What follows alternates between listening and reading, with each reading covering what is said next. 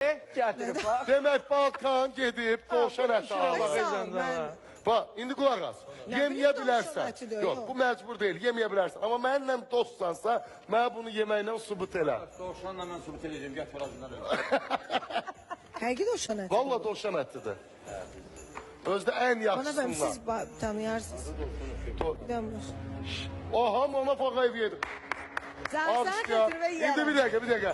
Mən Şəbnəm tovuzunu da istəyirəm bir dənəsini yesin. Ha, Sen sus. xətir və yeyərəm. Mən çox... Doğrudan yeyəcəksən. Sen xətir və yeyəcəm. Valla dovşandır. Valla dovşandır. Ha, çöl dovşanı.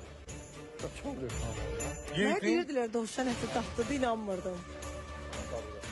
Baba dovşan əti daha. İnanmırdım dovşan ətinin tatlı olduğunu ama. Tatlıdır mı? Çok tatlı. Baxın, valla bax. Bax göstərim bu qabırğaları. Bax dovşan ətidir bu.